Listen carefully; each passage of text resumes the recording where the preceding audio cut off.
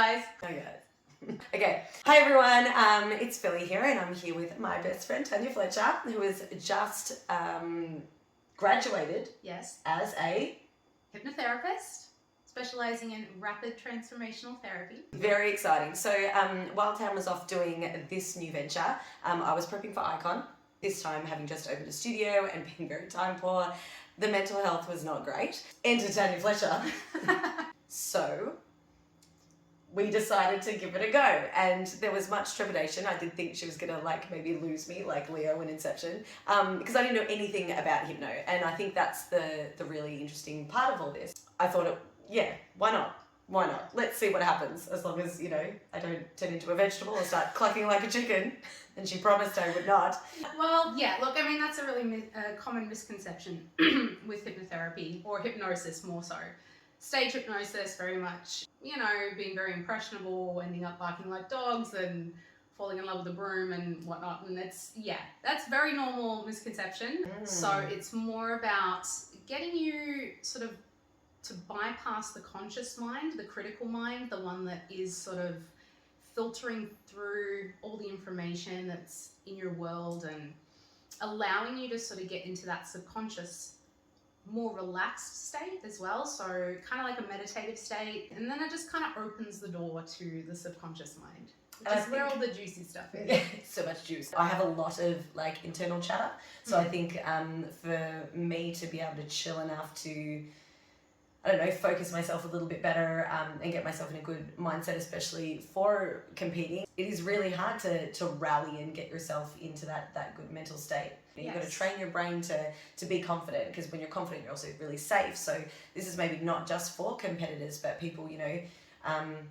that do have those blockages, maybe getting over fear. And we do a lot of rationalizing fear stuff in my pole classes anyway. So I thought this was really complimentary. Yeah, I guess it was more of a let's see what happens. Let's see, what it can do for you as a competitor, as somebody who's incredibly busy, who's also, done a lot of competitions, but also every time you go through this, there can be so much stress, potential anxiety. We can call it performance anxiety. Going on stage. That version of performance anxiety, where it's more, knowing that you're going to get on stage and wanting to do the best show possible. It was more about getting you into the right mental space where you were able to visualize executing the best routine, or the best version of the routine that you had created. That whole, potential anxiety, I think we can take the potential out of it. Whenever you compete, that whole, you have one shot to shoot your load, right? Yes. To shoot your load. Better be a good shoot your shot of the load. Yes. Months and months of really hard work goes into it, and so many variables to get it all right in your 2.5 minutes, your 3 minutes, 3.5, 4 minutes, whatever you might have on stage. That's your chance. And there's so much anxiety, I think, that comes back, even if you love performing, if you love being on stage. And one of my students said, Alicia, that the same feeling of being nervous is the same feeling as being excited. And she's absolutely right. She's she correct. Is absolutely right. The same physiological reaction happens. Yeah. Performance anxiety, the pressure you put on yourself prior to, and just the very natural, super common self-doubt. Am I good enough? Am I going to execute the way I want to? I don't want to fall. I don't want to lose my grip. I don't want to forget what I'm doing. And so there's all this pressure that we put on ourselves going into an experience like that. Don't fuck it up. Yeah, exactly. Yeah. This is a new phase for us. I have literally watched you rehearse and practice and create every single routine in your career. And this was a special one, because I think it turned out to be, I think, the toughest competition I think you've ever entered, with the best of the best. Agreed. And probably maybe the biggest pressure you felt as well. For sure. Everything. I'm well practiced in generally being able to get myself into a really good headspace, but I think I've never had a 6-month-old business before, and that's just very, very different for me. So also just wanted to give you some practice hours, mate, as well. Just throw me a bone. Exactly right. Did it for you, buddy. Did it for you. But yeah, no. What a bone it was, though. It was really. So let's talk about the experience. 'Cause you are incredibly relaxing to listen to, and you've I think everyone has said that in your life. Anyways, I am the turtle. At time, like, we'll talk you through like the walking down the stairs, and you're getting relaxed, and the world starts to zone out a little bit, which is very cool. But at no point was I ever like, oh, I'm tripping, or I'm, on another planet, or I can't hear you, or I can't feel my legs, or I don't know where I am, or I can't talk or anything. I was very, very aware. Like I remember swallowing and going, oh my God, I'm swallowing.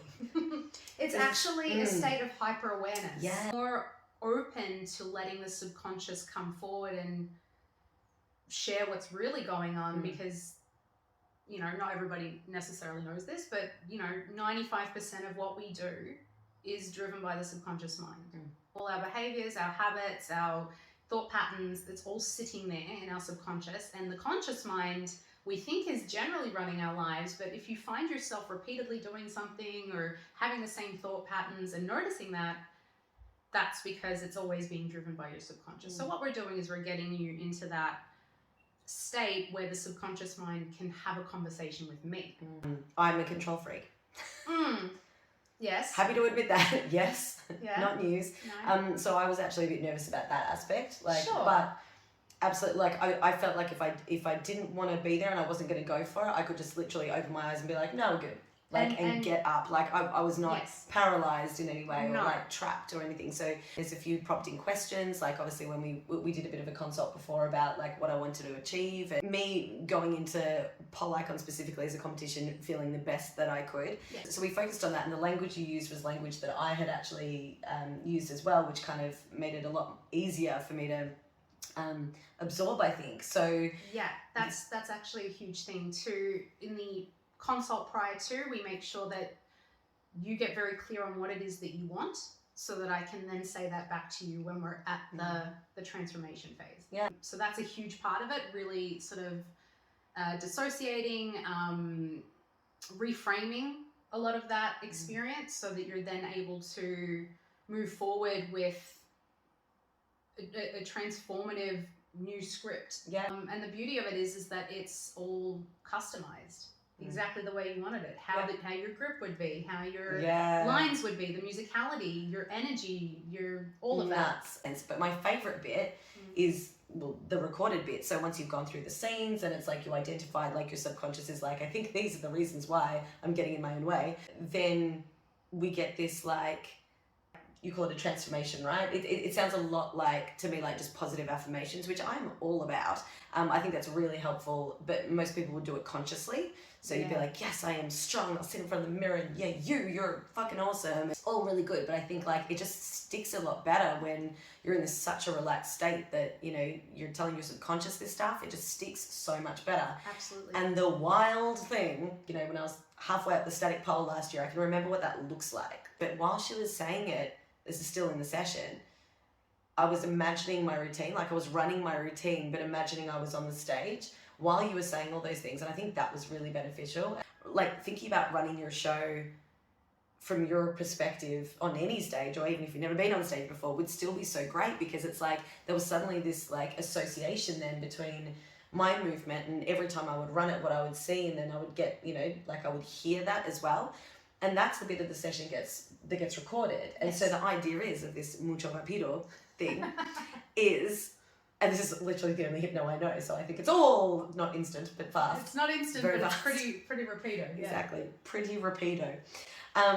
So that bit gets recorded. So at the end of this session, you get a recording of you being going down the stairs, the relaxation part, the being put under part. Yeah. You're not very far under, but still.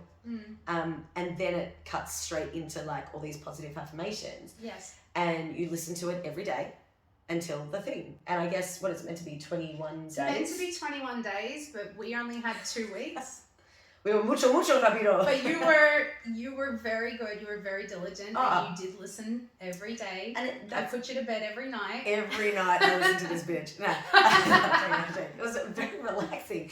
So I was like, you got to step 5 and you were... I know. So that, But I will say that your subconscious mind hears it regardless. well, So I doubted that actually, to be honest. Mm. There's a few things I doubted. That's okay. This isn't REM. Anyway, but look, whatever. She had to tell me it wasn't REM. That's fine. You tell me how to do my job. So I would listen to it in bed, stick it underneath my pillow, and I'd listen to it, and I got really stressed after a while because I was like, get to step 5 and I'm out. I wake up in the morning and I was like, fuck, step 5 again. Shit. It was great, and I can swear there was maybe one night out of the 14 nights I listened to it where I was still conscious at the end, and you brought me back out of the hypnosis, and then I was like, oh, now I'll go to sleep. But that was once. Every other time I fell asleep, and I was really nervous it wouldn't work. But one thing that's interesting about hypnosis, or hypnotherapy I should say, different for everybody, is how they notice the changes after the session. And sometimes, particularly when it's very non-tangible, like feeling confident or whatever, that you might not necessarily notice. It's hard to get that like, anything's different. Today I'm so confident. Whereas if it's like, I'm quitting smoking, it's Yes. like, well, the next day I threw my pack in the bin and I haven't smoked since. Like, it's really clear cut. It's very easy to measure. This wasn't necessarily easy, but you did mention that in the past, where if you were having a stressful day, you would be more resistant to train. Yeah. In case the run didn't go well, and then you just feel more shit. Yeah, that was a really, it took me a while to work out I was actually doing that anyway as well. Like, yeah, you're right, exactly right. I would, in the past, if I was like, oh, I feel tired, or I'm having I feel like this run isn't going to go very well, I would not run it, because just in case I did a shit run, and it would make me feel like poo. But when you're 2 weeks out from a comp, it's like, bitch, run it. Like, just run it. Like, you know what you're doing. It's like, just run it for the sake of it. It's not like I can't get through it. It was fine. I never felt any resistance for my body being like, I might have the thought of like, oh, I'm tired, but there was never I don't think I'm going to run it today, or like, oh, I'm nervous, this isn't going to be good. I'd be like, all right, you know what, who cares, just run it. And I would just do it. So that was really surprising, and that's probably the biggest change I saw leading up to it. The wildest thing was my tech run was woeful. It was terrible. Like, I kicked the pole, fell over, forgot the stage was so uneven, and, you know, got real lost, really disorientated. But that night, like, it was like, as much as, like, you know, I used my tech run to make all those mistakes anyway, like, when I went out there, it felt exactly like it did in my head in the recording. It was bizarre. And it was legit my best run that I'd ever done ever, which was so fortunate. It happened on stage. But was it fortunate, or did we make it happen? Who knows? It's a winning routine, and, you know, and I'm really, you can't really proud refute of that it show. was, and as you should be. It's a great thing. I don't think people work on their minds enough when we're competing like this. And I think even if it was as broad as just your confidence, like we were saying earlier, like, there's a lot of confidence, you know, roadblocks that we run into doing what we do. And I think whether it's, you know, I don't want to take that many clothes off to do pole, or it's, you know, I'm the worst in my class, or like I'm not learning as fast as what I want. These expectations that we put on ourselves are just outrageous, and it just really gets in our way. And especially if you're competing, and especially if you're competing on a stage, like, it's... Yeah, look, I mean, this is the thing. We are wired for survival. We are not wired for happiness. It's very hard for us to... That's deep. It's a bit depressing, sort of, but it's true in the sense that our brains are there to keep us safe. So oftentimes our greatest fears are judgment, failure, rejection, and particularly, like, nobody comes out of their childhood unscathed, which is another, you know, in your very early years, you don't have that rational, fully developed mind that can say, oh, you know, I've experienced this, but, you know, that's not really what it means. It means this instead. Yeah, and, of course. You know, it just feels like failure. It feels like, you know, rejection, or like abandonment. Yeah, all of that. Nice. And so it sits with you, and it plays out in our adult lives. And so I guess the hypnotherapy is a way to, first of all, find the source of where those fears are coming from. Reframe them, dissociate from those original meanings of, I'm not worthy in some way, this means that I'm different in some way, whatever it may be that's sitting there, and then being able to transform it, and then we rewire the brain to think in the best possible way. And so the 21 days of the recording allows that to really sink in, into that, to have those neural pathways really form. We get your subconscious mind to embody or to believe, yes, it can be done. Yes, I will execute, and I am worthy of being there. Or I am feeling confident in myself. I know I can do this. And of course, the customized aspect of that is the best part, because you're hearing exactly what you need to hear, not some generic version of events. The best thing is for your subconscious mind to hear exactly what it needs to, because it goes right in where it can be embedded, rather than the conscious level where it's just like, I can tell myself all day long, you know, I'm lovable, I'm worthy, I'm this, I'm that. But if you haven't dealt with that root cause and extracted that that meaning that's keeping you stuck there, you're just kind of putting the band-aid on top. So it's not going to be as effective. The idea is that we fix the problem as quickly as possible, and it's different for different issues, and it is, you know, workable on a variety of different issues, you know, like phobias, addictions, confidence, self-esteem. And the beauty of it is, we were able to really be specific. So I could cater this specific session to getting on stage for pole icon. And then, you know, if you go to compete again next time, it can be about that routine. Just going to overdub the pole theatre. No. You wouldn't. I'll give you a freshie. I don't like cutting corners. Wouldn't. All about the self-growth. We are. Love it. That's right. Learning about yourself all the time. Maybe you feel better. I mean, that's a great risk to take anyway, I think. Yeah. So I think it's, you know, I think it was so invaluable. We want to share this with everybody. We will say that it was never about the win. It was about the execution of the routine. For sure, yes. This was not a, you will go out there and you will win. Because that's not my vibe.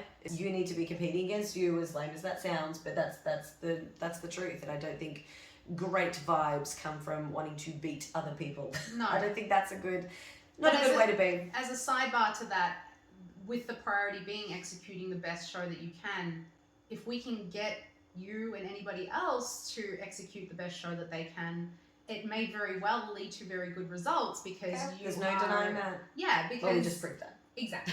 But yes, so the priority is always executing, getting out of your own way. Yes. Believing in yourself, being able to execute, being able to perform the best show that you can, because it's important to you and you've put so much energy into the preparation. Oh yeah. And I think, you know, this is something that's definitely been shifting over the last at least, you know, 10 or so years of the whole wellness movement. That your mindset absolutely needs to be nurtured just like everything else. Of course. No, it's true. We want people to be able to give the best of themselves and give yourself the best shot as well at doing something awesome, because the self-growth that happens from doing pole or competing or whatever, I think is just phenomenal. It's amazing to watch. Like, you've watched that. We've both watched that for over a decade. It is amazing, and this is just another way that we found that works. That it works because we just did it. Like, and we're both a little bit shook. Bit shook. Like, we didn't expect it to work that well. Like, we're both really passionate about helping people achieve things and, you know, get out of their comfort zone and like see them grow and kick ass. And this is just another way that we think can really help. So we try it. It's pretty fascinating. And it's honestly, so fascinating. like, new ground. Yeah, for me to just, because I've always been so fascinated with psychology, human behavior, and this and that, if this is some kind of new, this new method that can elevate performance. Yes. These are our offerings. Yes. Well, yes. So we've decided to give you more information and get a bit of a taste of what it is all about, because I think you can't just watch something on the gram. We're going to be holding a seminar at the Institute of Pole, Tania Fletcher in person. We'll also make it one night only. Anyway, yes. So in studio, yes, it will be available as a hybrid class, so it'll be available on Zoom. Everyone that attends, calling it now, will get the recording as well. 6-day replay. And yeah, I'm excited for you all to experience the Tania Fletcher phenomenon. Because I think it's great. I will also be there, obviously, to open up and supervise you. But yes, I will be there. So maybe we could do a Q&A as well about that. Look, definitely question time. Understandably, this is maybe a new area for a lot of people. That's for me. Yeah. And I think the really cool thing is that, you know, whether you're working on, like if this is something for your comp training, like if you are actually competing, or if it's more so for general confidence, you know, we were also talking about other areas that it can be beneficial for in the pole world. Whether Yes, you said sweating. I did say sweating. Outrageous. Hyperhidrosis. If you have excessive sweating, it can be great for pain management, injury recovery. The sky's the limit with this stuff. This is really exciting. It is really exciting. It's a really. Because we tried a thing and it worked, and now we want to see what other people think of it. Honestly, when you won, I was like, I don't believe it. I don't believe it. I mean, I do believe it. I've seen you win. No, it was absolutely not it wasn't a doubt thing. It was just I was shook. It was probably, you know what, it was more so watching you execute the routine and having seen your rehearsals and knowing what it looked like. I was like, holy shit, she's done it. Yeah, man. She's done it flawlessly. Yeah. And just sidebar vouch for the fact that I had a session as a client just last week for my sugar addiction. It's worked, and I am also shook. Outrageous. It's worked. I mean, I'm not. How many days are you into the week and a half, 10 days? Wow. That's been the beauty of it, that it really got to like the core of what was driving this compulsive behavior, really. Like this, like I didn't want to eat it. I was trying to stop, but I couldn't stop. I can also vouch for the fact that I've had my own personal experience, and it's creepily worked for me. Anyway, so we're really looking forward to this seminar. Hypnotherapy seminar. Yeah. There you go. Go us. Yay. Finn. Oh God, that's Yay. what, 45 minutes? 51 minutes.